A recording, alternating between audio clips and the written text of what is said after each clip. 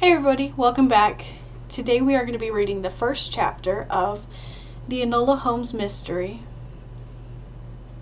Chapter the first. I don't know why. I would very much like to know why my mother named me Enola, which backwards spells alone. Mum was, or perhaps still is, fond of ciphers. She must have had something in mind, whether forebounding or a sort of left-handed blessing, or already plans, even though my father had not yet passed away. In any event, you will do very well on your own, Enola, she would tell me nearly every day as I was growing up. Indeed, this was her usual absent-minded farewell as she went off with sketchbook, brushes, and watercolors to roam the countryside, and indeed alone was very much how she left me when, on the July evening of my 14th birthday, she neglected to return to Ferndale Hall, our home. As I had my celebration anyways, with Lane the butler and his wife the cook, the absence of my mother did not at first trouble me. Although cordial enough when we met, Mum and I seldom interfered in one another's concerns. I assumed that there is urgent business kept her elsewhere, especially as she had instructed Mrs. Lane to give me certain parcels at tea time. Mum's gifts to me consisted of a drawing kit, paper, lead pencils, a penknife for sharpening them, and India rubber erasers, all clearly arranged in a flat wooden box that opened into an easel. A stout book entitled The Meaning of Flowers included also notes upon the messages conveyed by fans, handkerchiefs, sealing wax, and postage stamps. A much smaller book of ciphers. While I could draw only to a limited degree, Mother encouraged the small knack I had. She knew I enjoyed my sketching as I enjoyed reading almost any book, on whatever topic. But for the ciphers, she knew I did not care much for them. Nevertheless, she had made this little book for me with her own hands, and as I could plainly see, folding and stitching together the pages she decorated with dainty watercolor flowers.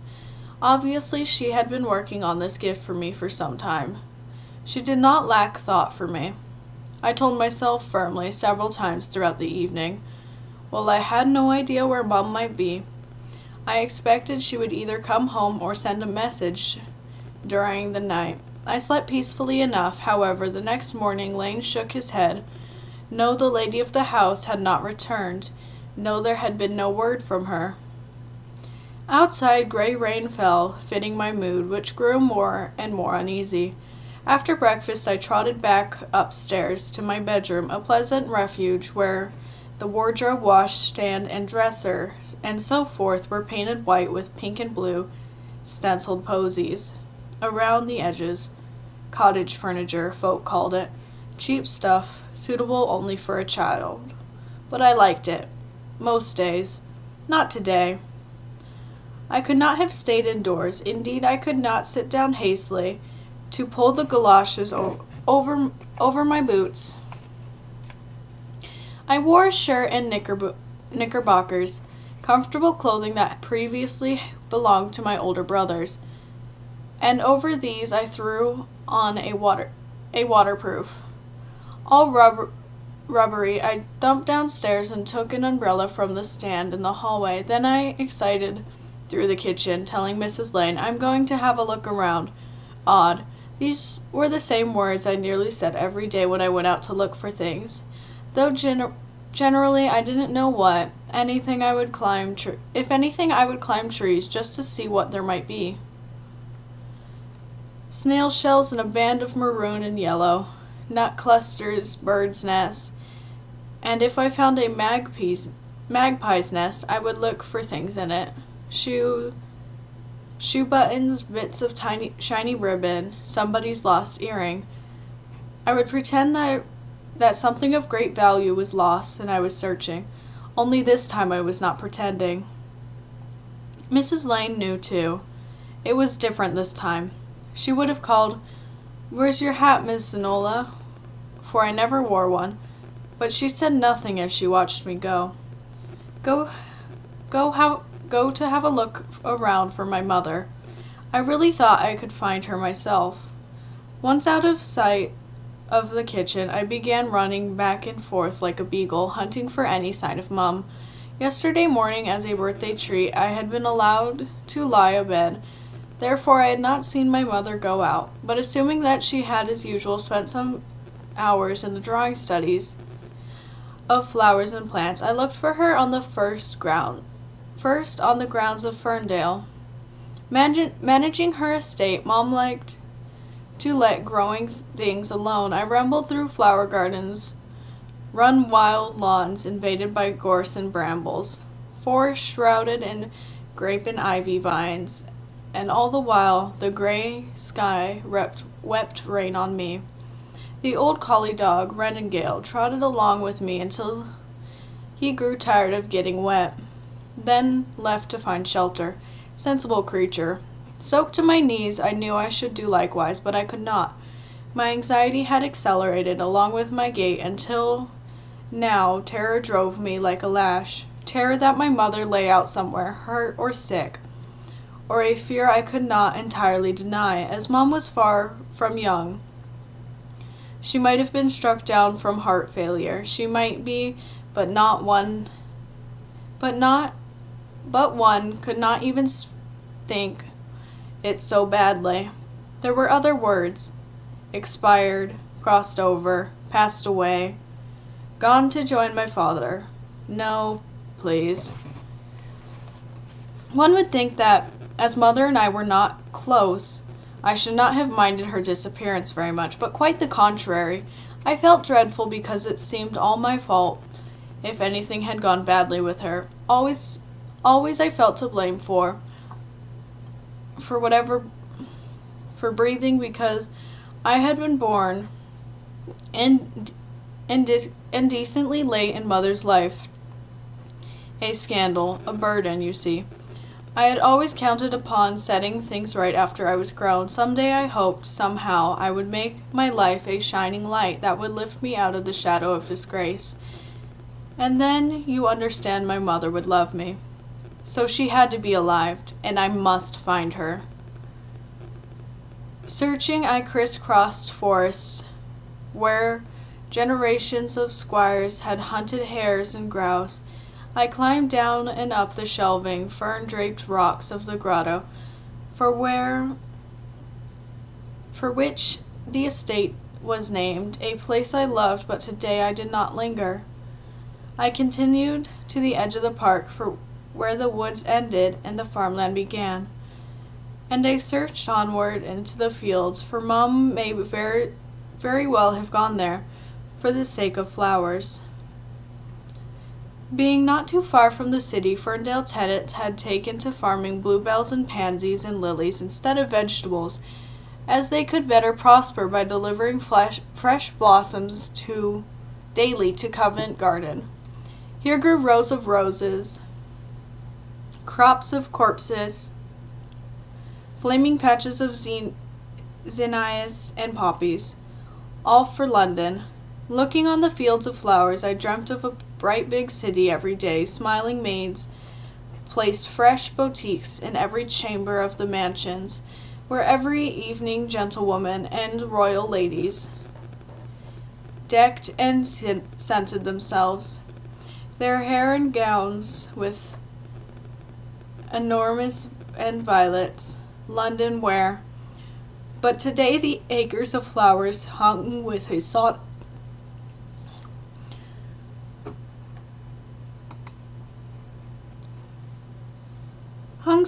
with rain, and my dreams of London lasted only a breath or two before evaporating like the mist streaming up from the fields, vast fields, miles of fields.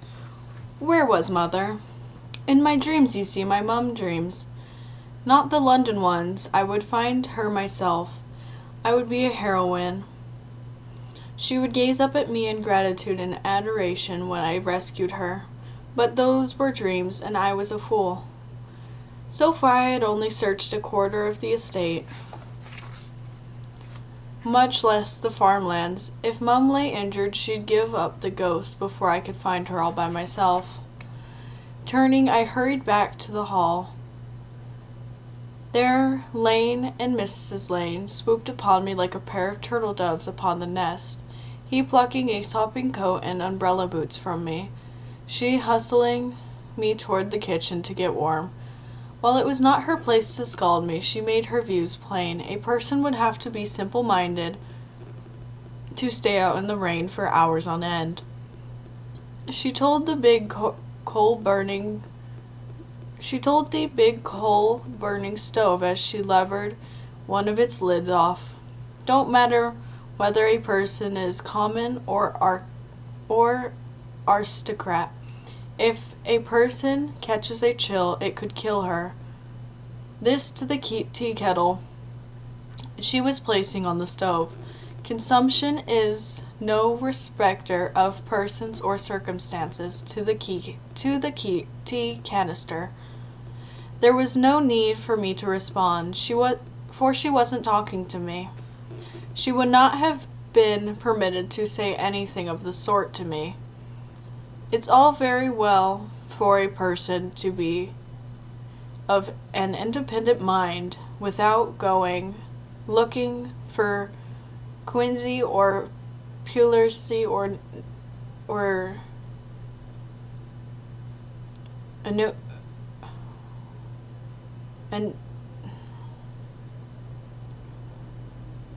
pneumonia, or worse, to the teacups. Then she turned to face me. Her tone was also about face. Begging your pardon, Miss Enola, will you take the luncheon? Won't you draw your chair closer to the stove? I'll brown like toast if I do. I do not require luncheon. Has there been any word of Mother? Although I already knew the answer for Lane, or Mrs. Lane would have told me at once if they had heard anything. Still, I could not help asking. Nothing, miss. She swaddled her hands in her apron as if wrapping a baby. I stood.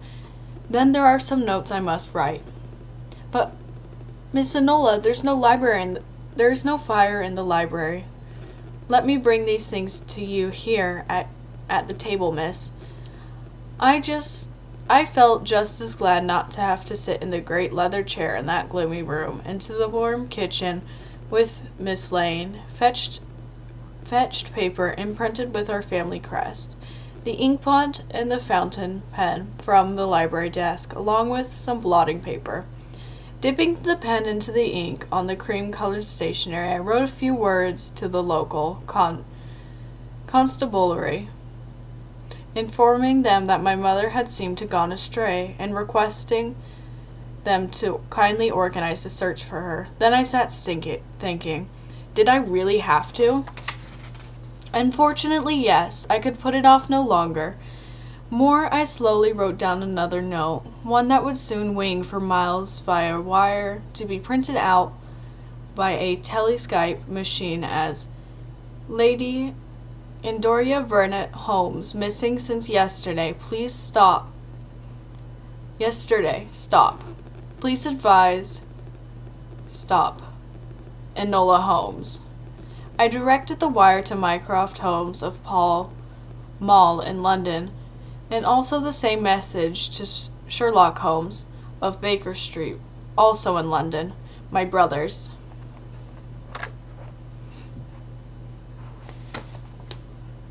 End of chapter 2.